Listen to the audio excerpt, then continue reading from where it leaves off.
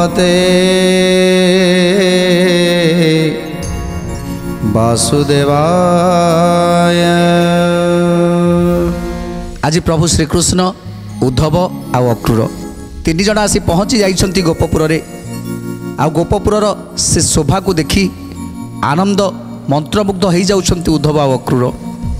प्रथमे जमुना प्रभु को देखी आनंदित हैला, द्वितीय कदम्ब प्रभु को देखी आनंदित हैला, तृतीय वृंदावन रे थिबा समस्त जीवजंतु माने प्रभु को देखिबा पाई समस्ते जी जोठी थिले धाई आसिले। आउ गोटी गोटी करी वृंदावन, कुंजवन, मधुवन, गुप्त वृंदावन ये समस्त जगह को बुलुछंती।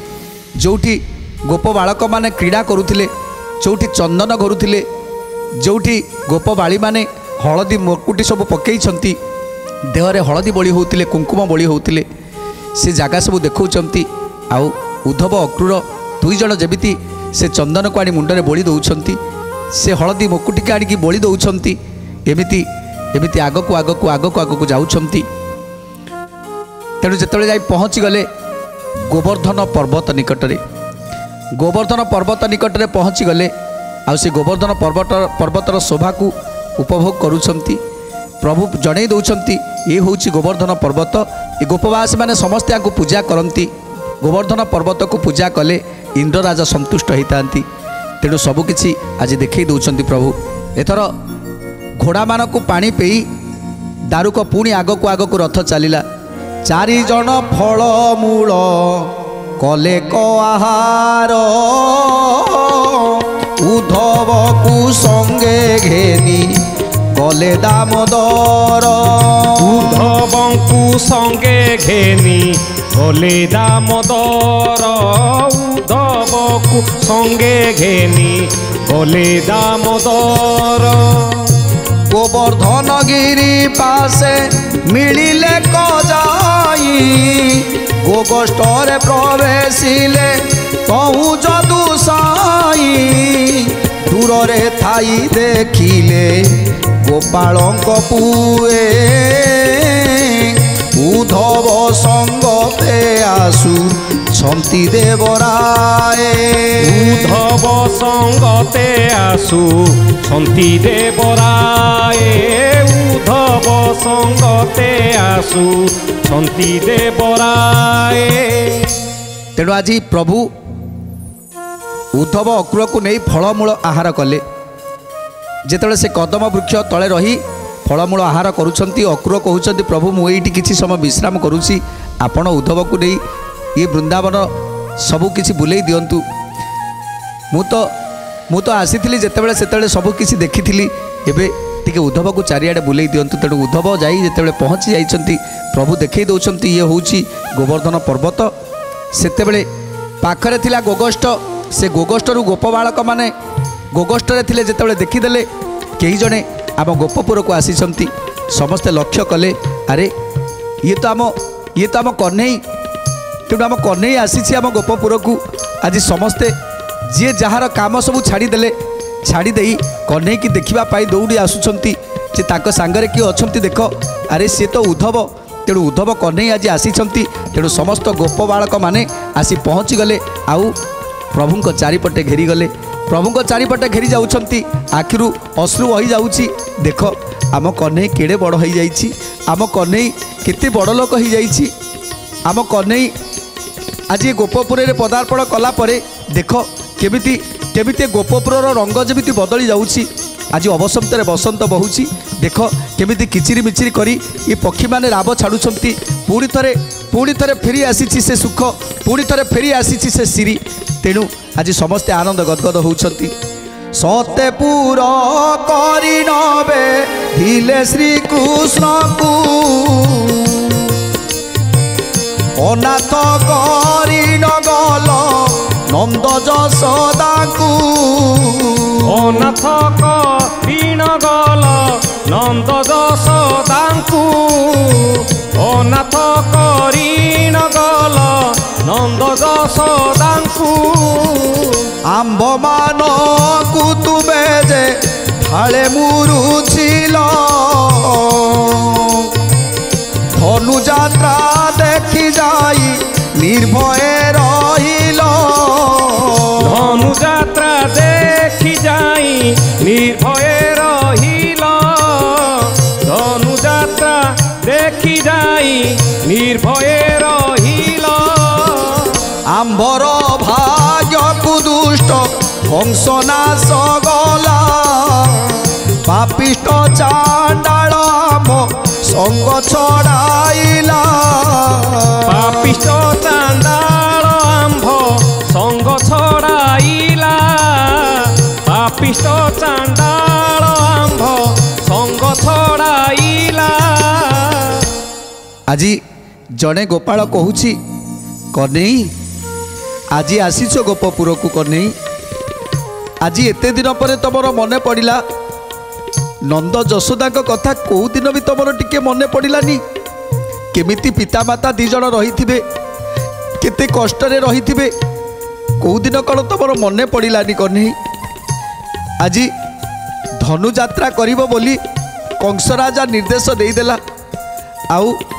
ଆଉ ତମେ ଖୁସିରେ ଖୁସିରେ ଚାଲିଗଲ ଆମେ ଏଠି କେତେ ବିକଳ ହେଉଥିଲୁ କେତେ କାନ୍ଦୁଥିଲୁ ହେଲେ ଆମ କାନ୍ଦ ତୁମକୁ ଦେଖାଗଲାନି କହ୍ନେଇ ତମେ ଆମକୁ ଛାଡ଼ି ଚାଲିଗଲ ସେ ପାପିଷ୍ଟ ସେ ବୁଢ଼ ପାପିଷ୍ଟ କଂସ ମରିଗଲା ସିନା ହେଲେ ମଲାନି ଯେ ଆମ ସାଙ୍ଗ ସବୁଦିନ ପାଇଁ ଆମ ସାଙ୍ଗ ଛଡ଼େଇଦେଲା ଆମେ କେତେ କଷ୍ଟରେ ଅଛୁ ଜାଣିଛ କହ୍ନେଇ ପ୍ରତି ମୁହୂର୍ତ୍ତରେ ସକାଳ ହେଲେ ଆଗେ ତୁମରି ମୁହଁକୁ ଚାହିଁ ଆମେ କାର୍ଯ୍ୟ ଆରମ୍ଭ କରୁଥିଲୁ ହେଲେ ଯେଉଁଦିନ ଠାରୁ ଯାଇଛ ସେଇଦିନ ଠାରୁ ଆଉ କାହାର ମନ ବି ଭଲ ନାହିଁ ଆଉ କାହାର ମନ ବି ଭଲ ନାହିଁ ଆଉ କାହାର ସାଙ୍ଗସାଥୀ ବି ନାହିଁ କାରଣ ଏଠି ସମସ୍ତେ ସ୍ୱାର୍ଥପର ପାଲଟି ଯାଇଛନ୍ତି କହ୍ନେଇ ଆମେ ସେତେବେଳେ ତୁମକୁ ମାନୁଥିଲୁ ତମେ ଯାହା କହୁଥିଲ ଆମେ ତୁମ କଥା କରୁଥିଲୁ ଥରେ ହେଲେ ଆମ କଥା ମନେ ପଡ଼ିଲାନି କହ୍ନେଇ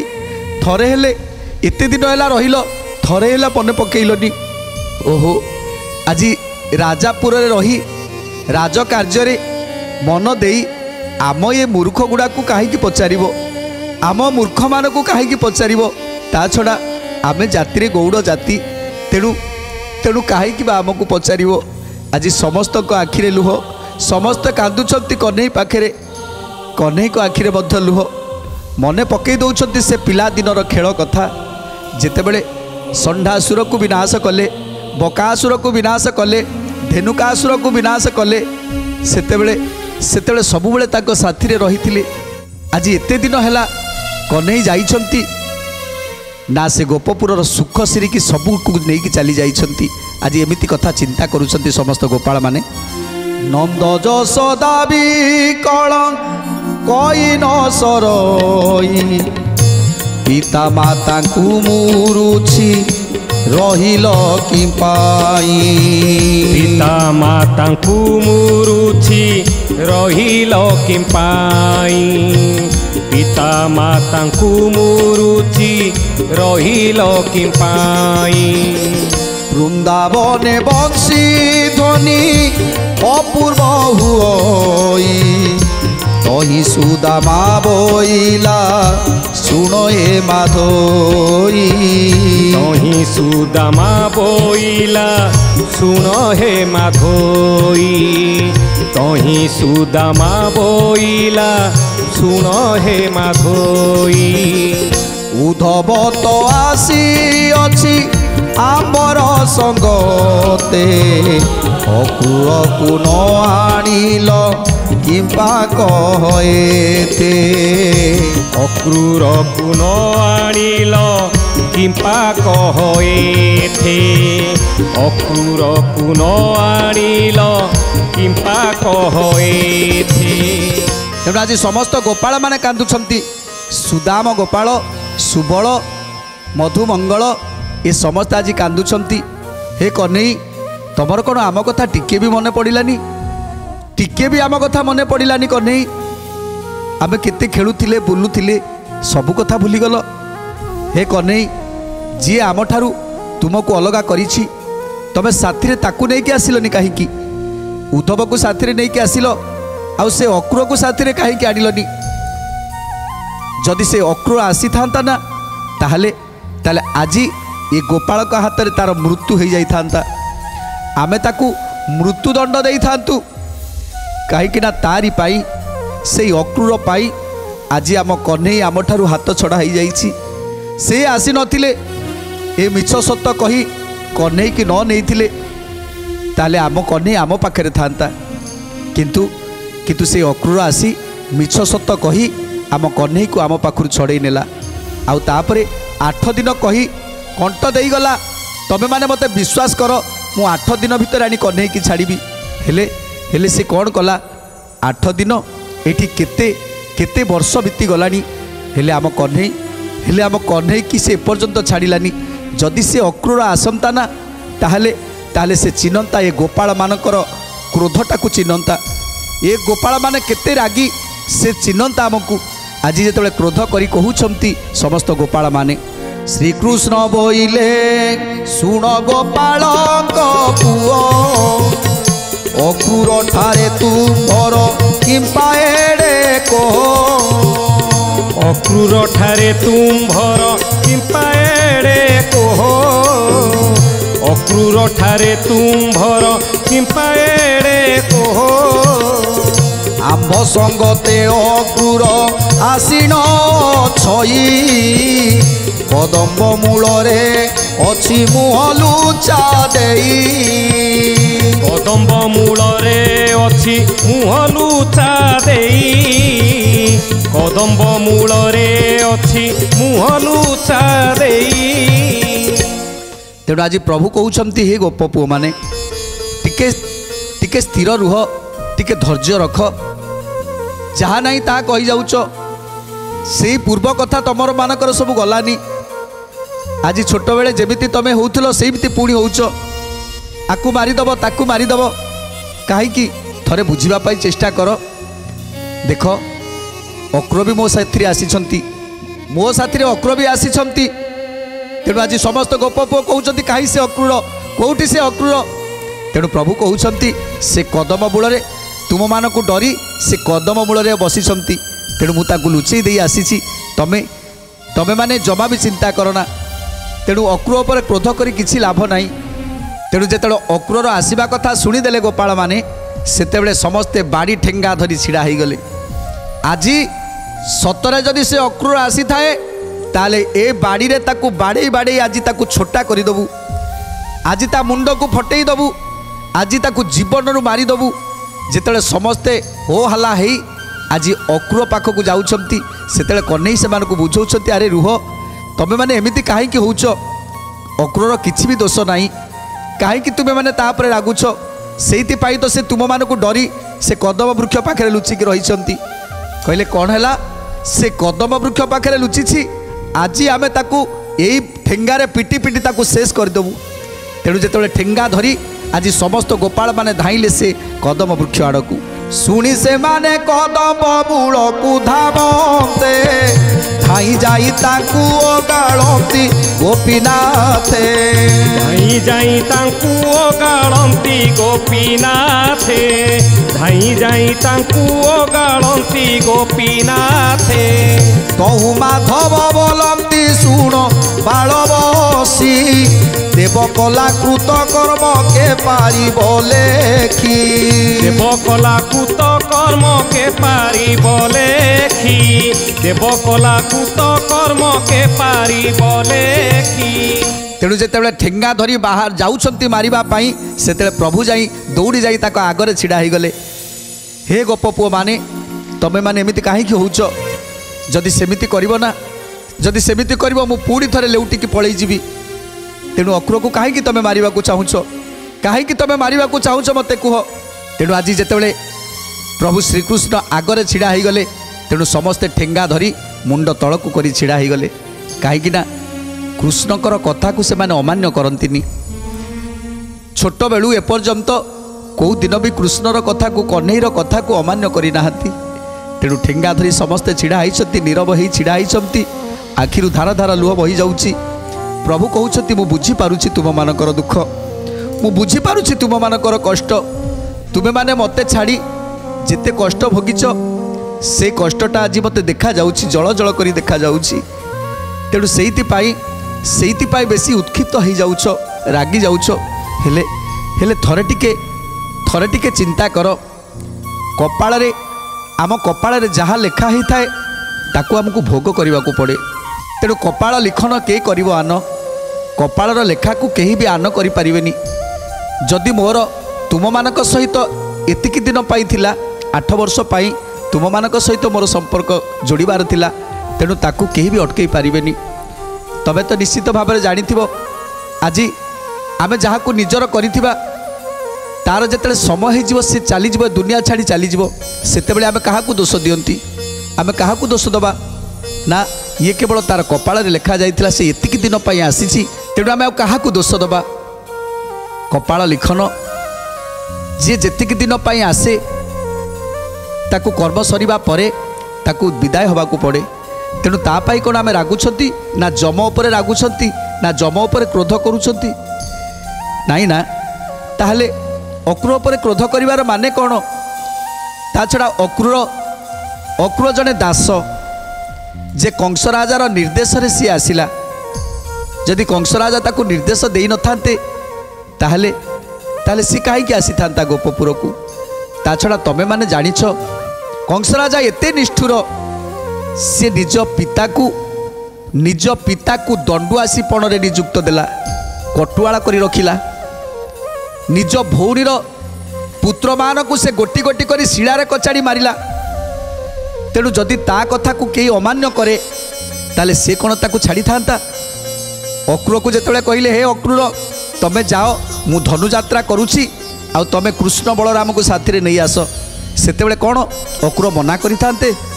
ଆଉ ଯଦି ମନା କରିଥାନ୍ତେ ତାହେଲେ କଂସ କ'ଣ ତାକୁ ଛାଡ଼ି ଦେଇଥାନ୍ତା? କଂସ ତା ପରିବାରକୁ ଧ୍ୱଂସ କରିଦେଇଥାନ୍ତା, ତା ପରିବାରକୁ ବିନାଶ କରିଦେଇଥାନ୍ତା, ସେତେବେଳେ କ'ଣ ତମେ ଖୁସି ହେଇଥାନ୍ତ? ତେଣୁ ଅକ୍ରୁରର ତ ଏଠି କିଛି ବି ଦୋଷ ନାହିଁ। ତେଣୁ ମୋର ଯଦି ଯିବାର ଥିଲା, ଭଗବାନ ଯଦି ମୋ କପାଳରେ ଲେଖା ରଖିଥିଲେ ଯେ ତୁମମାନଙ୍କ ସହିତ ମାତ୍ର 8 ବର୍ଷ ସମୟ ମୁଁ ବିତେଇବି, ତେଣୁ ସିଏ ତ କପାଳ ଲିଖନ କଥା। ଯାଅ, ତମେ ଭଗବାନଙ୍କୁ ପଚାରିବ, ତମ ସହିତ ସଂଯୋଗ କାହିଁକି ମୋତେ ଏତିକି ବର୍ଷ ରଖିଥିଲେ? ତେଣୁ ଆଜି ସମସ୍ତେ କୃଷ୍ଣଙ୍କର କଥାକୁ ତଳକୁ ମୁହଁ କରି ସବୁ ଶୁଣୁଛନ୍ତି। ତେଣୁ ପ୍ରଭୁ କହୁଛନ୍ତି, ଦେଖ, ମୁଁ ଗୋଟିଏ ଛୋଟିଆ ପିଲାଟିଏ, ମୋତେ ଯେତେବେଳେ ନେଇକି ଗଲେ ଅକ୍ରୁର, ମୁଁ କ'ଣ ଜାଣିଥିଲି ଯେ କଂସ ଏମିତି ଅବିଶ୍ୱାସ କରିବ ବୋଲି? ନା ତମେମାନେ କେହି ଜାଣିଥିଲ ଯେ କଂସ ଏମିତି ଅବିଶ୍ୱାସ କରିବ ବୋଲି? ମୁଁ ଯେତେବେଳେ ଯାଇ ପହଞ୍ଚିଗଲି, ମୁଁ ଭାବିଲି ମାମୁଁ ଘର, ଆଉ ମାମୁଁ ମୋତେ ଦେଖିଲେ ବହୁତ ଖୁସି ହେଇଯିବେ। କିନ୍ତୁ ଯେତେବେଳେ ପ୍ରଥମ ଦ୍ୱାରରେ ପହଞ୍ଚିଲି, ସେତେବେଳେ ସେ ଦ୍ୱାରୀମାନେ ମୋତେ ବାଟ ଛାଡ଼ିଲେନି। ବହୁତ କଷ୍ଟରେ ମୁଁ ସେ ପାଚେରୀ ଡେଇ ଭିତରେ ପଶିଲି, ଆଉ ତାପରେ ଦେଖିଲି ସେ ଧନୁଘର। ଜାଣିଛ, ସେ ଧନୁଘରକୁ ଦେଖି ମୁଁ ଆନନ୍ଦ ହେଇଗଲି, କିନ୍ତୁ ସେ ଧନୁଘରକୁ ମୋତେ ଛାଡ଼ିଲେନି। ଯେତେବେଳେ ଧନୁଘର ପାଖକୁ ଗଲି, ସେତେବେଳେ ସମସ୍ତେ ମୋତେ ବିରୋଧ କଲେ, କିନ୍ତୁ ମୁଁ ସେ ଧନୁଟିକୁ ଧରିଦେଲି। ଯେଉଁ ଧନୁକୁ କେହି ବି ଟେକି ପାରନ୍ତିନି, ସେ ଧନୁକୁ ମୁଁ ଯେତେବେଳେ ଧରି ପକେଇଲି, ସେ ଧନୁଟି 2 ଖଣ୍ଡ ହୋଇଗଲା। ଚିନ୍ତା କର, ମୁଁ ଗୋଟିଏ ଛୋଟ ପିଲା, ମୁଁ ଯଦି ଚାହିଁଥାନ୍ତି କ'ଣ ଏସବୁ ହେଇଥାନ୍ତା? ତମେମାନେ ଭଲ ଭାବରେ ଜାଣିଛ ଯେ କଂସକୁ ବିନାଶ କରିବା ପାଇଁ ପ୍ରଭୁ ମୋ ଭିତରେ ଥିଲେ, ଆଉ ମୁଁ ଯାଇ କଂସକୁ ବିନାଶ କରିବା ପାଇଁ ସକ୍ଷମ ହେଇଥିଲି। ତେଣୁ ତମେମାନେ ଏ କଥା ଚିନ୍ତା କରିବା କଥା ଯେ ଜଣେ ଛୋଟ ପିଲାଟିଏ ଗୋଟେ କୁବଳା ଭଳି ହାତୀ, ତାକୁ କେମିତି ପରାସ୍ତ କଲେ? ତେଣୁ ଆଜି ଗୋପାଳମାନଙ୍କୁ ବୁଝାଉଛନ୍ତି ପ୍ରଭୁ ଶ୍ରୀକୃଷ୍ଣ, ହେ ଗୋପାଳମାନେ, ତମେ ଚିନ୍ତା କର, ଯେତେବେଳେ ମୁଁ ଯାଇ ପହଞ୍ଚିଲି ଦ୍ୱିତୀୟ ଦ୍ୱାରରେ, ସେଠି ବିରାଟକାୟ ଏକ ମତ ହସ୍ତି, ଯାହାର ନାମ ହେଉଛି କୁବଳୟା। ସିଏ ଯେତେବେଳେ ମୋତେ, ତା ପାଖରେ ମୁଁ ଗୋଟିଏ ଛୋଟିଆ ବାଳକଟେ, ସିଏ ଚାହିଁଥିଲେ ତା ପାଦରେ ମୋତେ ଦଳି ମକଚିକି ନଷ୍ଟ କରିଦେଇଥାନ୍ତା, ମୁଁ ସେଇଠି ମରିଯାଇଥାନ୍ତି। ଆମ ଦୁଇ ଭାଇକି ସେ ପାଦରେ ମକଚି ଦେଇଥାନ୍ତା। ହେଲେ କାହା ପାଇଁ ଆଜି ବଞ୍ଚିକି ରହିଛୁ? ଏତେ ବଡ଼ କୁବଳୟା ହାତୀକୁ ଆମେ ବିନାଶ କଲୁ କାହା ପାଇଁ? ତେଣୁ କେବଳ ପ୍ରଭୁ, ଯେମିତି ପ୍ରଭୁ ମୋ ଭିତରେ ରହି ସବୁ କାର୍ଯ୍ୟ କରୁଥିଲେ, ଏକଥା ତମକୁ ତ ବୁଝେଇବାକୁ ପଡ଼ିବନି ନା। ତେଣୁ କୁବଳା ହସ୍ତିକୁ ମାରିଲି। ତାପରେ ଯାଇ ତୃତୀୟ ଦ୍ୱାରରେ ପହଞ୍ଚିଲା ବେଳକୁ ସେଠି 2 ଜଣ ମାଲ ବଳି, ସେମାନଙ୍କର ବାହୁ ଯେତିକି, ଆମେ କୃଷ୍ଣ ବଳରାମ 2 ଜଣ ସେତିକି ଉଚ୍ଚା ହେବନି, ତାଙ୍କର ଆଙ୍ଗୁଠି ଯେତିକି ମୋଟ। ତେଣୁ ସେ 2 ଜଣକୁ ବିନାଶ କରିବାର ଶକ୍ତି ଆମ ପାଖରେ କେଉଁଠୁ ଆସିଲା? ତେଣୁ ସେମାନଙ୍କୁ ବିନାଶ କଲୁ।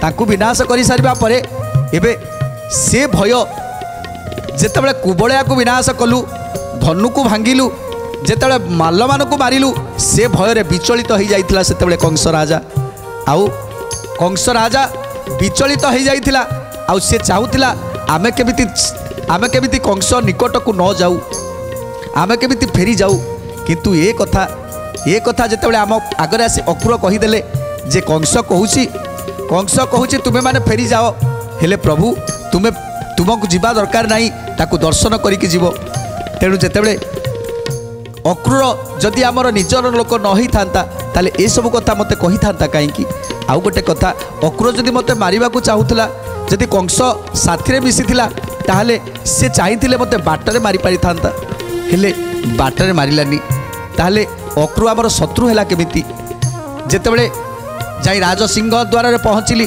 सेतेबेले मो पाई कूट पांच करिथिला कौन करिथिला जानिछ गोटे मंचाटीए करिथिला आउ से मंचा तले टोप खोलिथिला आउ से टोपर ऊपर से जो मंचा ऊपर गोटे सिंहासन पकईथिला आमे जेतेबेले जाई से दुई भाई बसी थांतु आमे दुई भाई जदि से सिंहासन बसी थांतु ताले से टोप तळकु गली पड़ी थांतु आउ जदि तळे गली पड़ी थांतु ना ताले ताकर जेते राज्य रे सैन्य सामंत थिले समस्त मिली मिसी हमकु तेंटा भूसा रे मारी हमकु मारी दे थांते किंतु ये कथा अक्रूर आमको आज सत कथा कहीदेले जे गोटे कंस राजा मंचा तैयारी करिछि से मंचा तले टोप खोली तुमको मारिबा पाई जदि अक्रूर आमर निजर न होइथांता ताहले से कौन आमको ए सब कथा कही था आमे जतले जाई पहुँची गलु ना सेतले कंस आमर रूप को देखी से मंचा ऊपर को चढ़ीगला आउ मंचारे चढ़िला परे से मंचा तल को खसी पड़ा आउ संगे संगे तार प्राणवायु उड़ीगला तेणु चिंता कर जदि अक्रूर आमर शत्रु होता तेणु अक्रूर जदि आमर शत्रु होता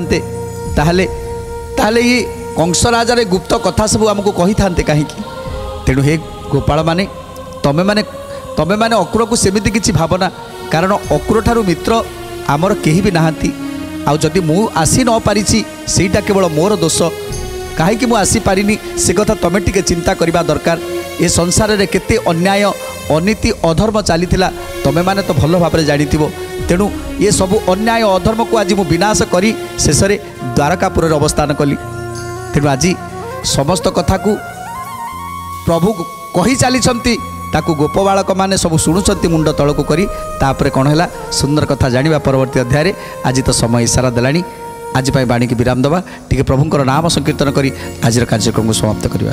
राधे गोविंद गोविंद भज भज रे राधे गोविंद गोविंद भज भज रे राधे गोविंद गोविंद भज भज रे राधे गोविंद गोविंद भज भज रे राधे गोविंद गोविंद गोविंद गोविंद राधे गोविंद गोविंद गोविंद गोविंद गोविंद गोविंद भज भज रे राधे गोविंद गोविंद भज भज रे राधे गोविंद गोविंद भज भज रे राधे गोविंद गोविंद भज भज रे राधे गोविंद गोविंद भज भज